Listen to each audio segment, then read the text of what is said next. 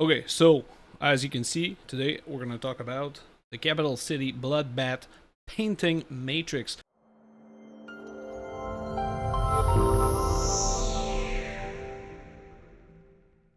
So I'm trying a new thing with the microphone. There's a noise gate, so let me know if that works out for you.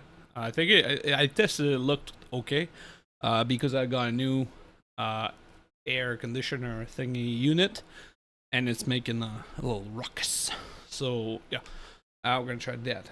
And I've said this. I think it was last year. I made a big rant about this, where the tournament scene as a whole got like improved so much in like the recent years. Like if you compare it to when I started, like really going to tournament was like early 2014, I think. Like really like not just like kind of discovering tournament, but like taking an interest in competing at tournaments.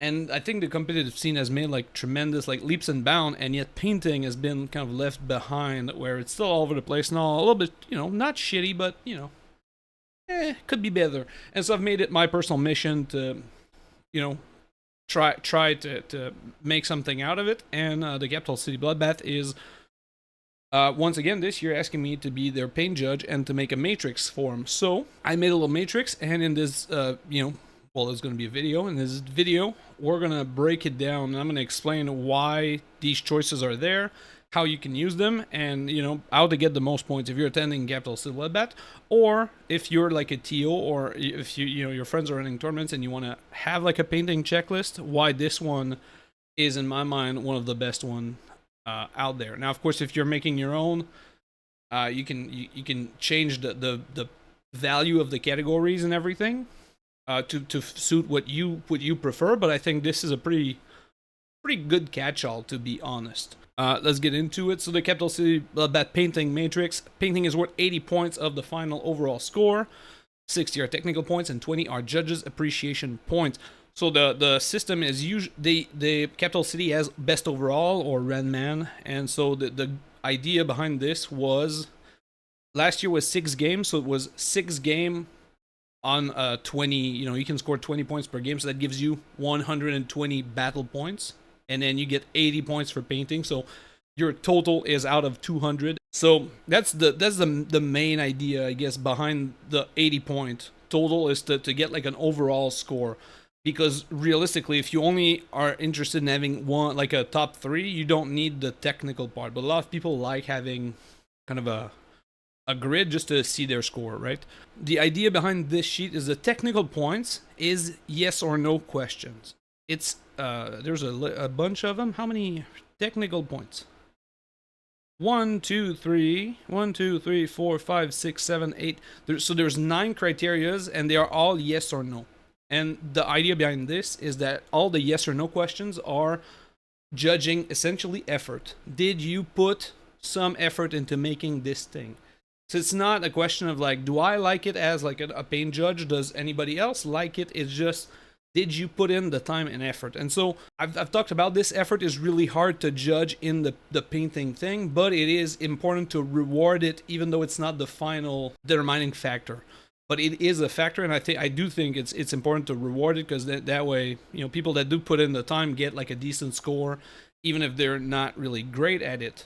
So I think it's really good to reward effort, even though it's not like the sole factor.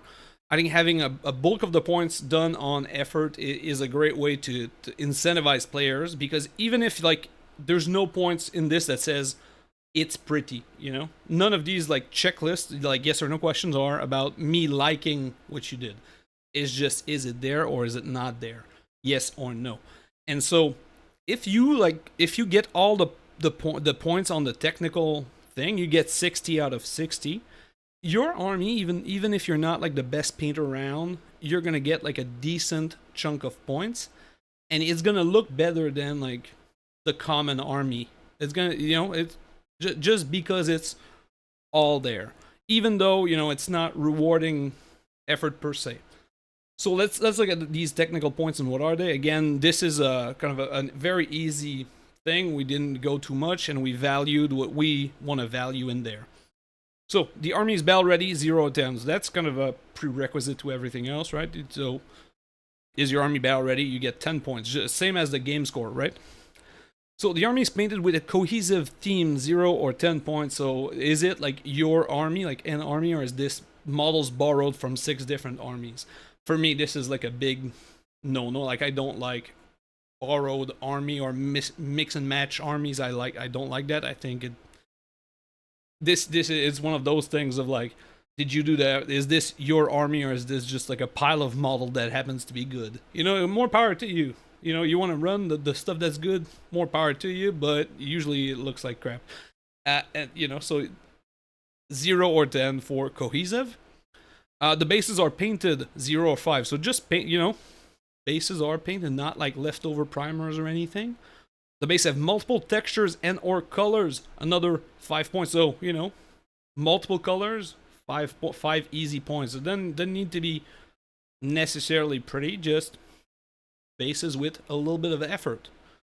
The army has a display board, and display board in this sense is again 0 or 5 is a cardboard box, something that's not like your carrying case, like a cardboard box lid or anything that you can just like transport and like kind of show your models to like a judge or your opponent.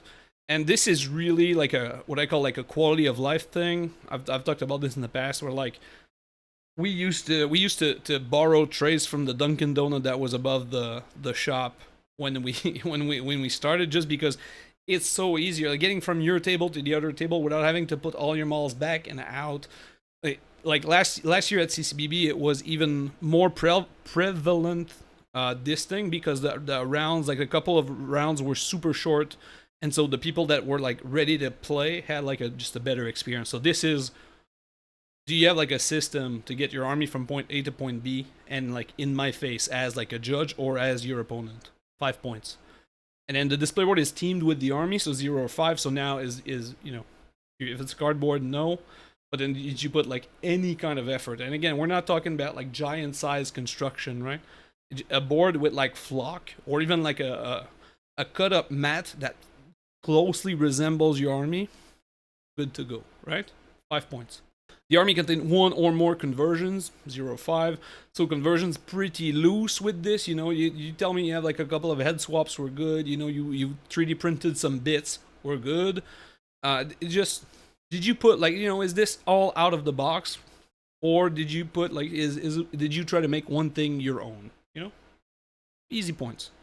The army contains extra details, example unit markings, freehand or OSL. And there can be like a whole lot more. Just like if I pick up a trooper at random and the eyes are painted, probably get you your points. This is again just some extra stuff, and then even like unit marking. If you have like rubber bands, I'm inclined to give you 2.5. Like not even, maybe not the full 5, because that's. But if you have like colored rubber bands to tell your squads apart, just again quality of life, right?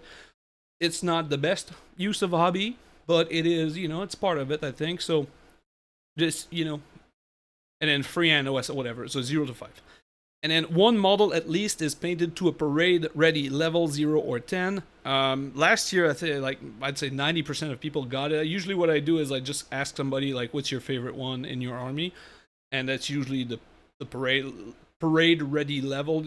Almost everybody gets this, just because like your HQ or whatever, like, you have 1 model that you put more effort into it, 0 or 10.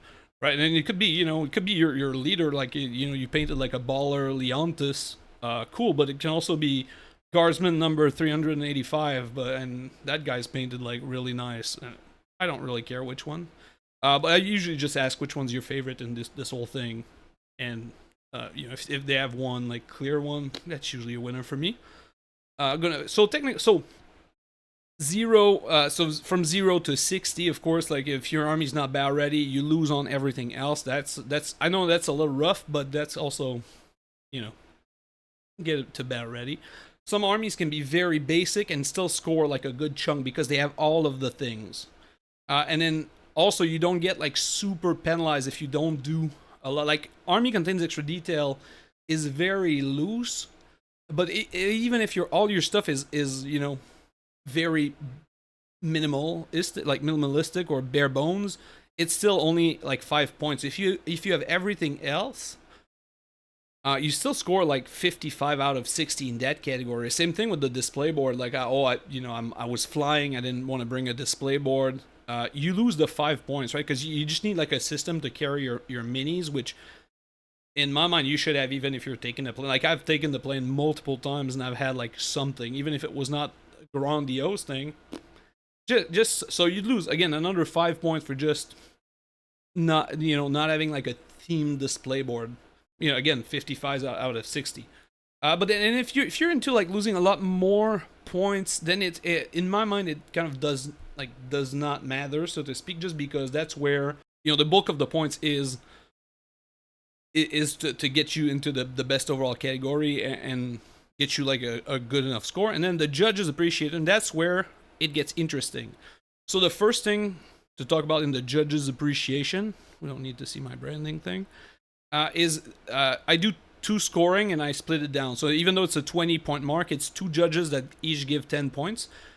What this does is, like, I don't know if it's going to be Chris or somebody else to do it with me, but like as everybody, I have my preferences. There's some stuff I like, some stuff I don't like.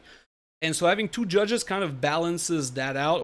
So I used to do it with my buddy Guillaume. Guillaume is not like a big painter, but he likes certain stuff, and so it was great to balance these out because I could balance the technical aspect, and he would like a lot of the things I was not a fan. Like I'm not a big fan of like fluo and neon army, and he was, so those balanced out so that it's not all the same like style that I enjoy that wins. But by default, just like your style is not the style I like. You lost the event, and so that's out of 10. And now this is the part where going the extra mile is paying off, right? Because that's what makes an army cool, and that's where also you get to balance out the was it pretty or was it heavy.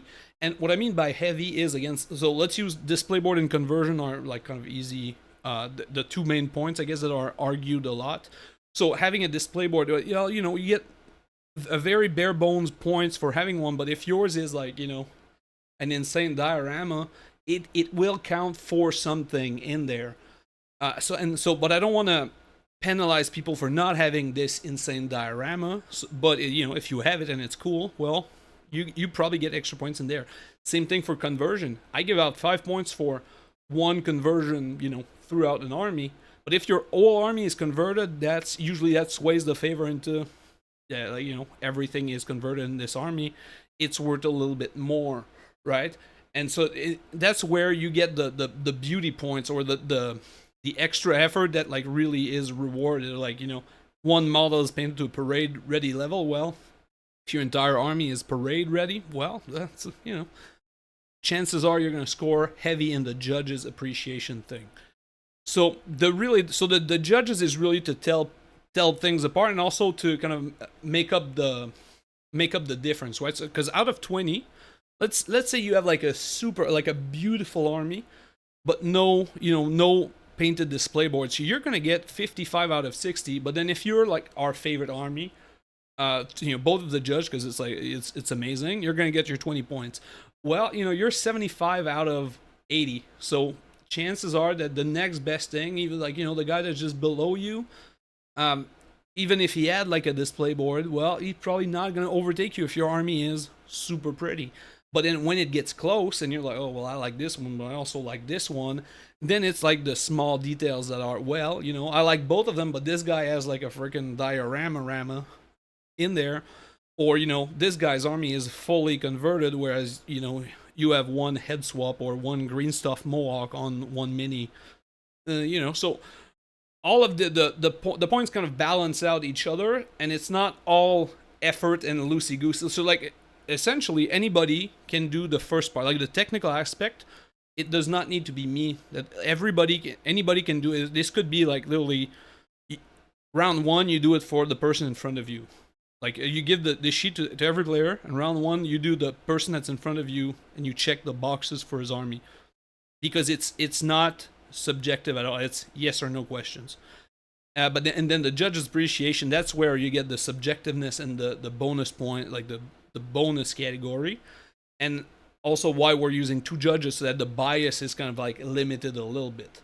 that's kind of my system. And if you're going to CCBB, you know, I kind of just explained to you how you get your points. So try that. And also, if you have like comments about this, I honestly think it's a pretty flawed system. Again, I know the weight of each category is you can tailor this to your appreciation. This is what I like and what Chris likes, and what makes sense to both of us. I mean, we've been to a plenty of tournaments, so I think it's a pretty fair system for everybody, and depending on like which aspect of the hobby you're into.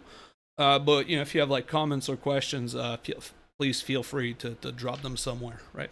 Thank you for watching this video. If you've enjoyed and found this useful, be sure to subscribe to the channel and let me know in the comments if there's anything else you would like me to talk about. I make all of these videos based on the questions from you guys.